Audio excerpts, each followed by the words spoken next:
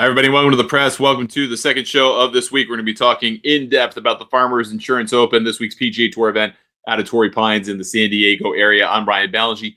Thanks for being here with us. We're going to get into our model. We're going to talk about horses for courses, course fit, tournament format, scorecards, all kinds of good stuff.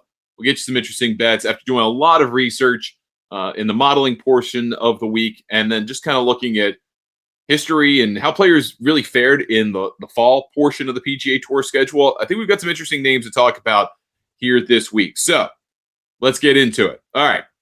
This is the Farmers Insurance Open. We're playing on the host course, the South Course, the Torrey Pines Golf Courses. North Course is involved. We'll talk about that as well. La Jolla, California, depending on who you're talking to. Opened in 1957. It's a William Bell design, which William Bell isn't the biggest architect there's ever been, but he's not a dud. This place is really a Reece Jones jam, though. It was redone for the 2008 U.S. Open and has more or less kept that character ever since. It's 7,765 yards as a scorecard length. It can actually play a little bit longer than that, but it's a par 72 golf course. This is a $9.6 million tournament with $1.728 million to the winner and 500 FedEx Cup points to the champion. It looks like about 59 or 60 official world golf ranking points to the champion, so technically a weaker field than last week at the American Express, but that's primarily because Scotty Scheffler is not playing. And the way the world ranking works, you get a lot more points when the world number one is in action. I have 147 players in the field this week. So we had 4 Monday qualifiers who came in. You had about 140 players come into the field. So it would have been 144. Brooks Koepka's 141. So now all of a sudden you have 145. So you had to add 2 more guys to the field to make it an even number divisible by 3. 144 works. So add 3, it's 147. So they have basically one extra group than they were intending. This tournament used to be 156 players because of the 2-course nature, but they changed the rules this year on player field size, field sizes for the PGA Tour events before daylight saving time kicks in. So this is a 144 player field. I'd say we have 29 of the world top 50 competing. This is a very good field this week. Let's take a look at the updated betting markets first before we get into models and other stuff. Xander Schauffele is the favorite at 14-1. Ludwig Aubert, who won the moved Genesis Invitational here last year, 18-1. Cam Young's 20-1. Siwoo Kim, Pat Cantlay, 25-1. I really don't like anyone in that range, to be honest with you. I mean, I like Cam Young this year a lot. I think he's going to have a big year, but I need to kind of see that follow through because there's a little bit of rust there. We got Jason Day and Chris Goddard up in that 30-1 range. I quite like both of those. I think both of them could play this golf course very well. Jason Day has. Chris Goddard maybe not so much, but he certainly has the game to do it. He's already won this year. Plenty of confidence now, 3-time PGA Tour winner. Ryan Gerard's 35-1. You're going to see Maverick McNealy really high in our modeling. I don't like to put down my own model, but current form, I don't love Maverick McNealy. Long form, great. A lovely player. But I just don't particularly see it here. Ryan Gerard has been in second place in both of the PGA Tour events to start this season. At some point, you got to get tired, right? Not everyone is Scotty Scheffler, who's just so used to being in the spotlight that it works every week. He's probably a little gassed. He can win this tournament, but I would be very surprised if he does better than what he's done in the first 2 tournaments. Harris English is the defending champion, 35-1. Keegan Bradley, Will Zalatoris. I kind of like all those guys. Will Zalatoris has been bet down quite a bit because he played well last week in Amex. If you didn't get him early, don't bother. I don't particularly care for him at this number.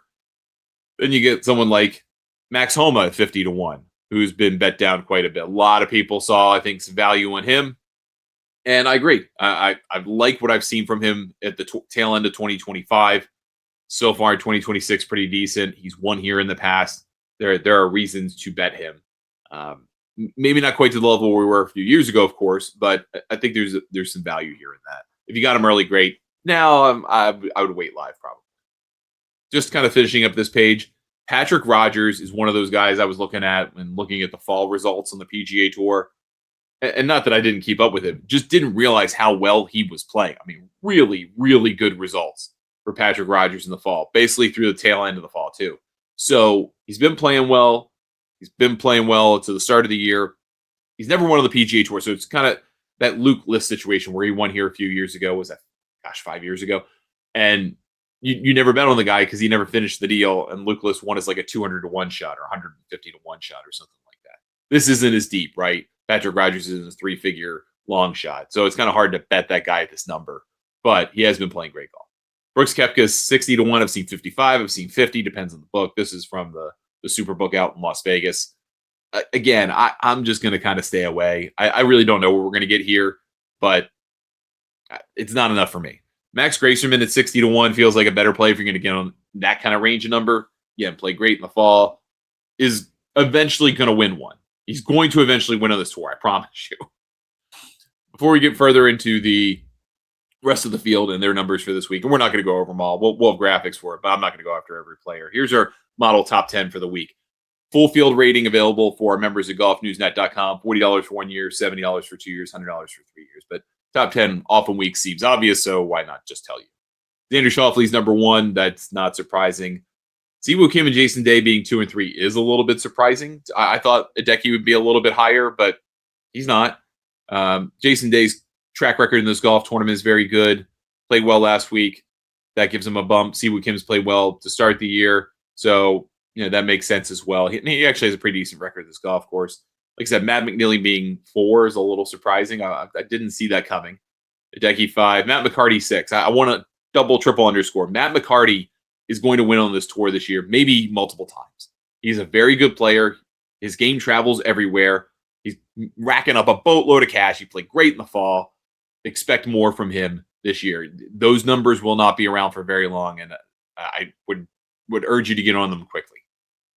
Alex Noren 7. That was a little surprising, but doesn't have a huge battery of starts the last couple of years because of injury. So the ones he has have been good, and he played very well in the fall on the DP World Tour. So I can buy that. Patrick Cantlay 8th. Not very good the last couple of years. I would not like him here whatsoever. JJ Swan, same thing. Would not like him here whatsoever. Cam Young 10th. Finally starting to live up to his potential. I would like him more here. I would get him more in that 5, 6, 7 range than his overall ranking of 10. All right, so taking that information, let's go into the rest of the field. Matt McCarty is 60 to 1. I think he seems like an obvious bet to me. Pearson Coody played great. Calling those guys the same is very hard to do, but Pearson Coody has a game that can work here, and he's played very well. Marco Penge is top 35 in the world, and he's 60 to 1. Had a great year last year, the DP World Tour. If you're not familiar with him, 3 wins. Got over here because of the race to Dubai finish. I think he's still adjusting to the PGA Tour, and I think it's going to take a little time, but he can absolutely play. I actually would like to see his number get more like 80, and I bet him every week. Sahith Theegala 60 to 1. I think he's on a comeback mission this year. He does have a decent finish here, one pretty good one. So I can live with that. Jurgen Peterson is 70 to 1. I kind of like. Again, these aren't huge conviction plays. I mean, I love Matt McCarty, but Theegala, Coody, Jurgen Peterson. I mean, I like Jurgen Peterson's game a lot. He really has it. I don't know whether it works on Torrey Pines, but keep an eye on him. Then kind of go down a little bit more. Rico Hoey, I'm going to avoid. Last week was just a disaster. I think Michael Brennan in concept could play this golf course really, really well. I mean, he hits the ever-living hell out of the ball. As long as he keeps it in play, right? And he did a very good job of that at Black Desert. Different consequences for missing there than here, I think. But he can absolutely do it. Johnny Kiefer played well last week. About what I expected, 100 to 1. Again, I would kind of stay in that range, keep betting the guy. He's going to win. Christopher Raitan, 100 to 1. I like him a lot. I like his game for this golf course a lot as well. Again, I still think there's a learning curve here that he's going to have to get to, but I can see it. And I've told a buddy before we started recording this that this tournament tends to produce either a middle 30 to 50 to 1 winner or like a 200 to 1 winner out of nowhere, right? That's that tendency of this tournament. So this is kind of in that range of, yeah, I mean, it could happen, but are you so sure about it? Lee Hodge is an interesting one at 100 to 1. Has played very well to start the year, played very well at Sony, had a pretty good finish to the fall, better record than I remembered. He tends to like the golf courses that are a little bit longer, I think, with kind of more of an emphasis on getting off the tee. That seems to be his game. He's been bet down from 125 and 130 to 1 in different places, so there's a little steam on the guy. Maybe it's a little too late for that, but if you feel conviction, I can give you a thumbs up on that. Then you've got Andrew Novak at 100 to 1, who I think is really interesting. Very good driver of the golf ball. Did very well in San Antonio, another place where you got to get off the tee. I think he could play very, very, very well here. It's just, I don't know whether last year was kind of his new level or the peak of the peak, right? So be careful on that one. But I do like, at least in concept, what he does. Doug Gim had a great fall to try to save his PGA Tour card. Wound up getting a Q school anyway. I don't think he fits this golf course, but just kind of want to keep him on your radar. Then I think some really interesting guys show up in this range, to be honest with you. Sammy Valimaki played great to start the year, won to end the year. Killer ball striker that can play everywhere. I like that number 150 to 1. Jesper Svensson had a really nice finish to the year. Again, a guy I believe a lot in. I don't think this is his week, but I just want to get him on your radar thinking about it. Tony Finau's the same price at 150. He has a really good track record here, but last year was one of his worst years in the last. Oh, it was his worst year in the last half dozen on the PGA Tour. I don't know what that portends or what was going on, but I think I need to see a little bit more evidence than just kind of click yes if he's playing a golf course that he likes. Because last week he played a tournament that he likes in the Amex, and that wasn't any good. So some concern there. I'm interested in Steven Yeager here at 150 to 1. His PGA Tour win is at Memorial Park, kind of another brute type golf course meant to be tough. He drives the ball very far. He tends to keep it in play. Again, not his best year last year, but I think he's an interesting player at 150 to 1. You've got some guys who are just kind of hit the crap out of the ball guys like Chris Ventura, and David Ford played very well toward the end of the year. Again, I don't think he's ready to win, but on your radar. Luke Clanton, again, hits the hell out of the ball. Still hasn't figured it out as a pro yet, I think is a concern. Takumi Kanaya finished the year very well. I don't think this golf course fits in particularly well. Neither for Kita Nakajima, even though I really, really like his game. I want to think about him a little bit more in a few weeks. And then Sam Ryder had a pretty nice finish to the fall. He got into this unexpectedly. And he does have a pretty decent track record at this tournament.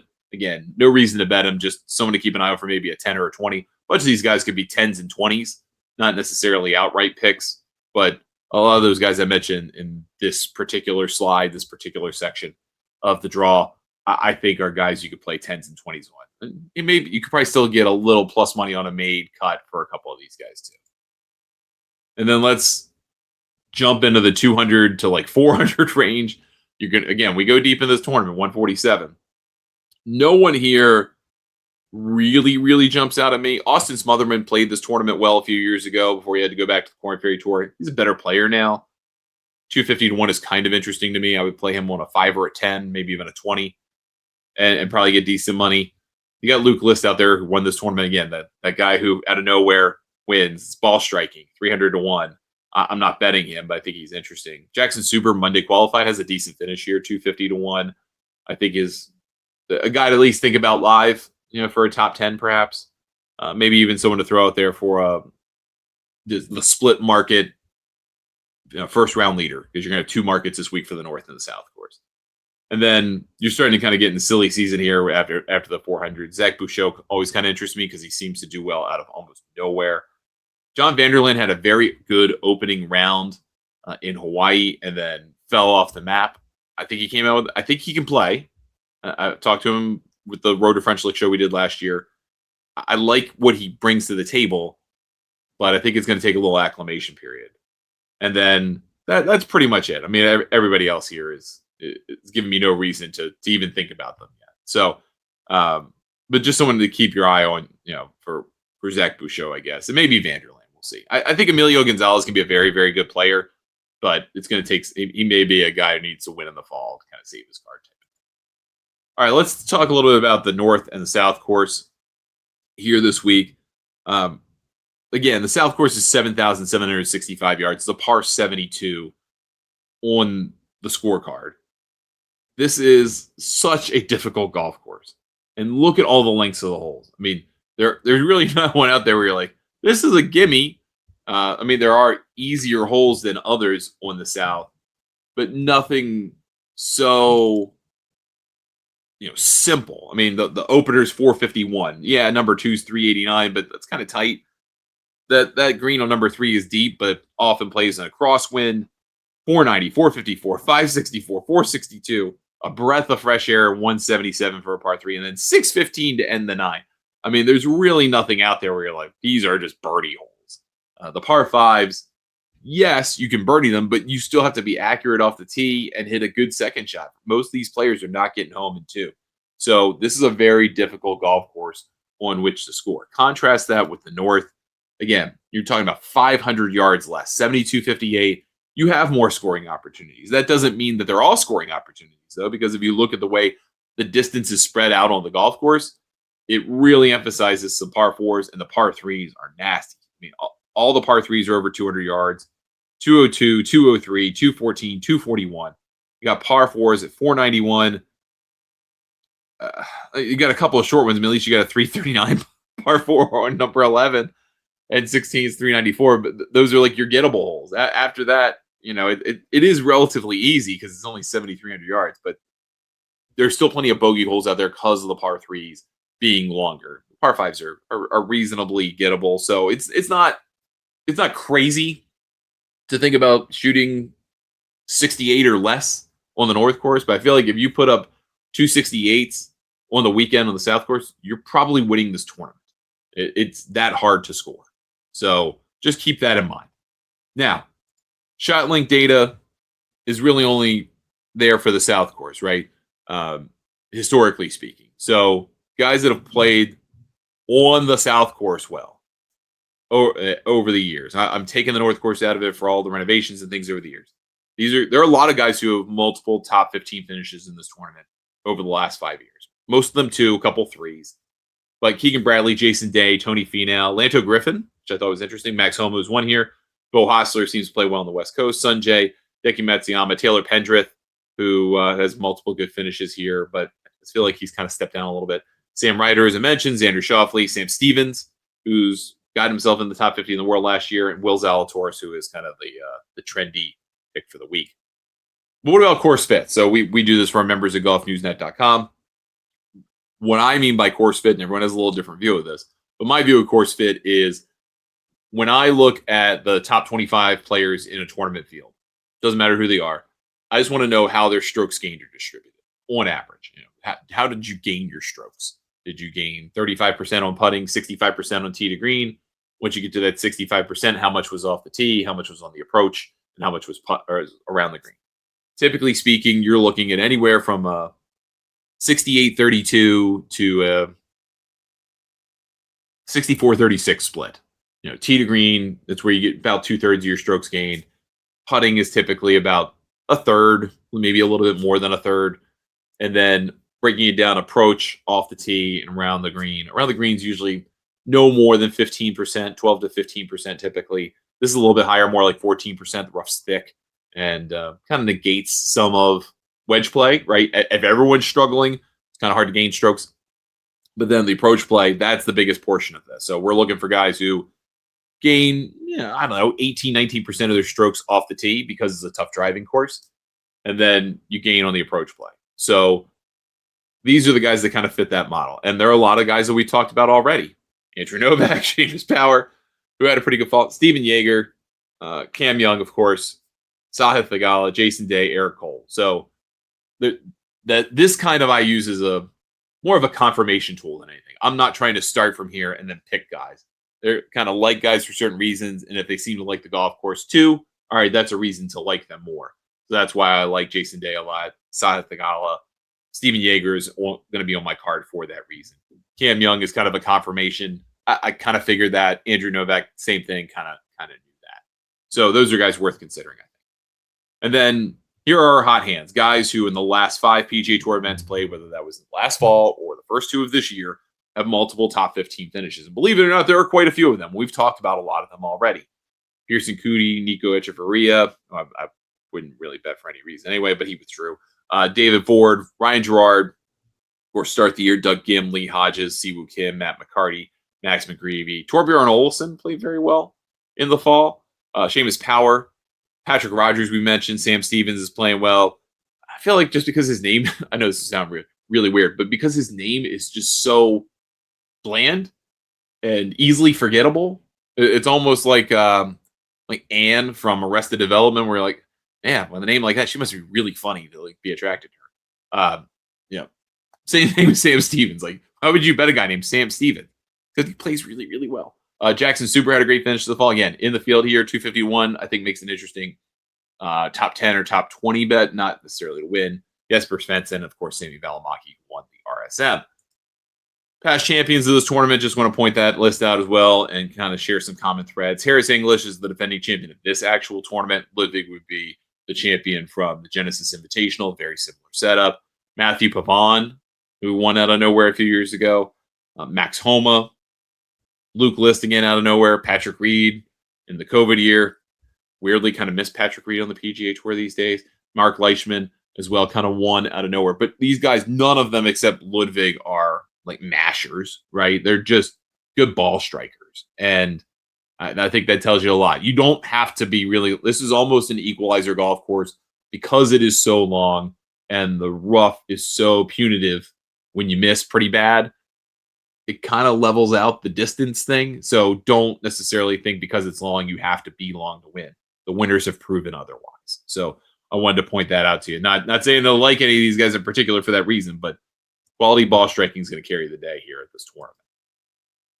And then some guys who are I don't think most everybody's in this field, but top 20 percentage players who in the last 50 events have been in the top 20, 40% or more of their starts. So these are guys I really like if you can find some value on the top 20 plays, particularly Garrick Higo, I think is kind of interesting. Everybody else, you're not going to get much value on a top 20. Maybe Denny McCarthy. Maybe you get a little plus money on him on a top 20. And he's played okay to start the year. But everybody else is pretty short odds. You're going to pay minus money to have them available. All right. So that's everything. That's everything I got. That's everything around the tournament.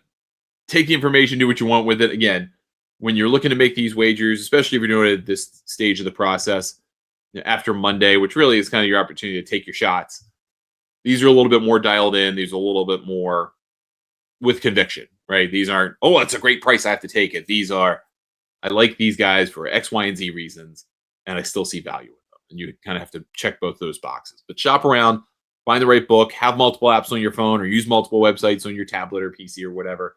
Get the best price, and don't just pick a number because it's presented to you that way. There are a lot of books who will surprise you sometimes.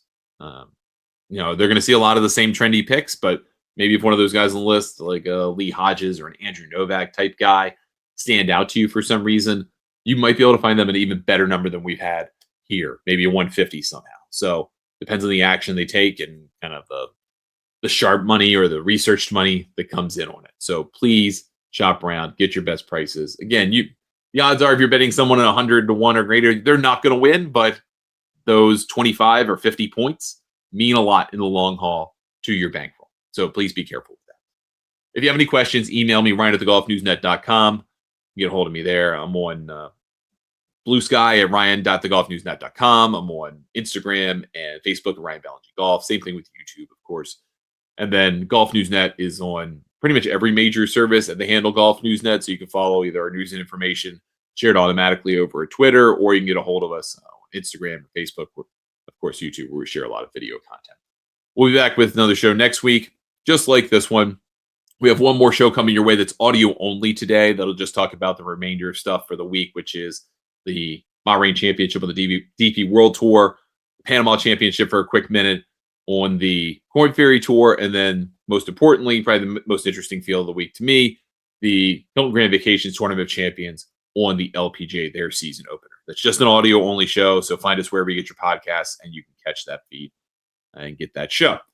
Thank you so much for watching or listening. I appreciate it. We will talk to you next week here on The Press. Good luck with your bets this week.